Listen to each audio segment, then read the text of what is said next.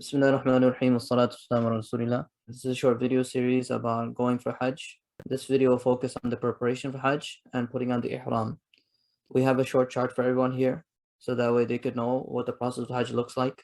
What we'll focus on in this video again is the preparation in going and putting on the Ihram. There are various types of Hajj that a person can perform. When a person lives in Mecca and they put on Ihram from there, this is called Ifrad, and this is only when a person is doing Hajj. This is obviously not going to refer to the majority of the people. Tamattu' is when a person puts on the Ihram, goes and performs Umrah, takes a break, then they wait for the time of Hajj to perform Hajj. Qiran is where a person does not break their Ihram, where they wear the Ihram from the beginning all the way to the time of Hajj until they finish the Hajj. So again, Tamattu' is Ihram, Umrah, break, and then put on Ihram again for Hajj. And then Qiran is where a person will put on Ihram from the beginning all the way to the end of the time. So Qiran is much longer. The question comes of where a person needs to put on the Ihram or where they need to put it on prior to, which is called Miqat, which is your arrival point. There's an entire map that a person can look at, and there are certain spots throughout that Qarnul Manazil, etc. The most important part for us is when we look at the area of Jeddah and we look at the area of Dhul Hulayfa. Above Dhul Hulayfa is Medina, and on the left of Jeddah is where the Miqat actually starts for people who are flying into Jeddah. So what that would mean is that if you're headed to Medina first, you do not need to do Ihram because you're outside the border of the Miqat. When you do head to Makkah from Medina, then you will put on Ihram at Dhul Hulayfa, which is the spot right underneath Medina. And if you are someone who's flying straight to Jeddah, then you will need Ihram prior to coming into the airport of Jeddah. So you'll have to put on your Ihram prior to landing into the airport of Jeddah. So let's speak about Ihram now. Ihram is a state where many permissible acts become impermissible until the Ihram is over. Either it becomes over by shaving the head after the Umrah, or it becomes over after shaving the head after Hajj. There are many things which are not allowed: wearing sewn clothing, covering the head, covering the face, scents or perfume, cutting nails, shaving, hunting, or intimacy with the wife, including kissing or touching with any sort of desire. All these things are impermissible. It's also impermissible to fight and argue, although they might not necessarily demand a penalty, but they may prevent the Hajj from being accepted. So we must avoid these things as well in the state of Ihram.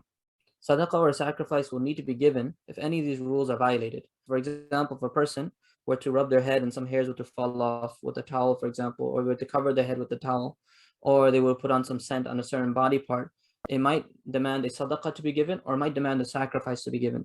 And we should all be connected to scholars before we go to this Mubarak blessed journey, so that way we are aware if we ever violate a rule, what needs to be done. Watches, glasses, and rings are allowed. Men can use a blanket, but not to cover their face or head. You can kill harmful animals, mosquitoes, etc. That's not going to violate your ihram. So this is the standard sunnah clothing that a person will be considering when they're going to come into ihram, is that a person will be wearing one lower garment, one upper garment, right? It'll be worn like a lungi or an izar, and the upper garment is like a rida or a cloak or a covering on top, okay? You might need, if a person's not used to wearing the lower garment, you might need some clips to keep it on properly. And you also need to give yourself enough room to walk. I've attached in the comments a video to help show people how to put on ihram properly. That's in terms of the clothing that a man needs to wear. In terms of the sandals or the slippers that a person needs to wear, the Prophet ﷺ said, he who does not have slippers, he should wear socks, but he should cut them so that they're below the Ka'b. The Ka'b has a difference of opinion amongst the scholars what it means. Some have said that it means ankles or the bone where the laces are tied. To give people a brief diagram, it's referring to these sets of bones. There is a slight difference of opinion among scholars. Does it refer to the cuneiform bones or the navicular bone? But we're not going to get into that. For practical purposes, the line that you're going to be looking at is this line here. You want to make sure that whatever sandal or whatever slipper you're wearing, it does not go above this line. So this is a brief diagram for yourself. This is the most cautious opinion. And so we just want to be safe, of course, because we're spending lots of money and going on a very blessed journey. So we don't want to lose out on any reward for these types of small little matters. That would mean that slippers like this would be okay because they leave that area exposed. Flip-flops would also be okay. These sandals would not be acceptable.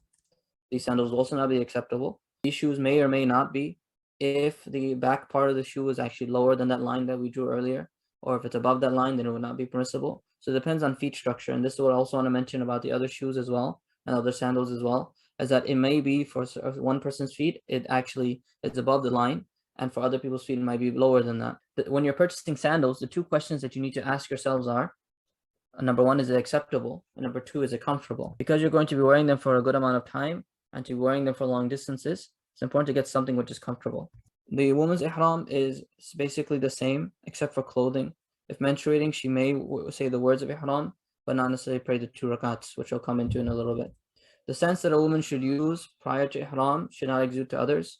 The fragrances that she uses on herself should not be detected by men around her. Body deodorants can be used, but no perfumes are allowed for women in the presence of men. A woman can wear whatever clothes they feel comfortable with, provided it is within the Islamic guidelines. So she can wear whatever clothes she wants, or whatever sandals she wants, that's fine, provided again that she's wearing it according to what Islam says. They also cannot let a cloth touch their face like men. But there's a beautiful example in the Sahabiyat, the companions of the Prophet ﷺ.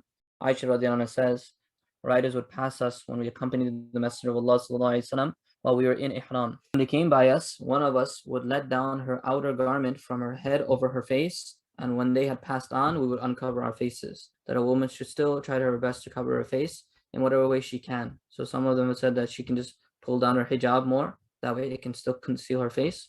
Others have said that she can purchase hats like this, like a sun hat, so that way she can just drape her hijab over it, and that way she can still walk and she can still see where she's going as well. This is also another type of hat a sister can use as well, and she should try her best to follow all of Islam's laws, especially in the beautiful area of Hajj. So now, having gone over the clothing for both men and women and what they can and cannot do, the process for a person when they're about to put on their ihram is that it's recommended for a person to clip their nails, remove the hair below the navel and armpits, trim the mustache, take a ghusl or wudu, put on ihram, meaning put on the clothing, apply the perfume, and then to pray the 2 rakat sunnah ihram prayer, even in the plain seat. All these things are recommended for a person to do before they put on ihram fully. Putting on ihram fully means to say the words of ihram, which are that a person will make the intention, they will say these words, Allahumma inni uridu al-umrata fayassirha li wa taqabbalha minni. Oh Allah, I intend umrah, so make it easy for me and accept it from me. And you want to read your talbiyah out loud, which is to say, labbaik Allahumma labbaik, labbaik la sharika laka labbaik, innal hamda wan ni'mata laka wal mulk la sharika lak. Reading these words. And if a person is trying to do Quran, I'll put in an article within the comments as well to help a person who might want to say the words for intention for Quran if you want to do that, inshallah. So now you'll continue to make talbiyah, you'll continue to say labbaik Allahumma labbaik, etc., all the way till the time that you reach the Kaaba. Men will say it loudly and sisters will say it silently. And this will be the process. Again, you can make the intention while you're in the seat of your plane, but it's recommended to make the intention of Ihram right after you perform the 2 rakats. So you may delay the 2 rakats to pray it on your plane seat, or you may just pray it before you actually get onto the plane. In terms of supplies that a person might need, and these are just suggestions from our side, the first thing is to remember that you'll be traveling for about 2 weeks. So you want to pack accordingly, the same way you would travel to any foreign country. You want to make sure the station ready, you have your passport ready, all these various things a person would need if they're traveling for a long distance for such a long time. So a specific supply list for a person who's going for Umrah and Hajj is that you may want to have a second Ihram. Having a travel belt is also recommended. You can wear during your Ihram. You can also use a backpack, even if it's a sewn backpack, it's fine. During Ihram, it's okay. Normal sandals or shoes outside of Ihram. Having a simple phone would be good to have, so that way you can keep track and not get distracted as well at the same time. Having an umbrella is fine, provided that it doesn't touch your head. A spray bottle to help keep yourself cool. Scentless deodorant is recommended, and scentless soap, which you can use during your shower. You can also take a shower during Ihram, of course. These things will be very beneficial at that time. There are sleeping items that you will need later on, mainly for the night of Muzdalifah. So it's good to have a sleeping bag, a fleece blanket, a foam mat, maybe a 2-people tent might be good as well. Other useful items that a person might want to consider: sleeping mask, not an ihram, of course, you can't cover your face, right? The tasbih counter, a drawstring bag for your pebbles that you're going to need, and earplugs, of course, because you don't know who you're going to be sleeping next to. So that should cover what a person needs to know before they head out to their Hajj journey. Our next video will cover what a person will do once they enter into Makkah, and what a person needs to do to complete their Umrah, and what they need to do afterwards. We ask Allah for success, and that He accepts all of our Hajj and all of our Umrah. Ameen ya Rabbal Alameen.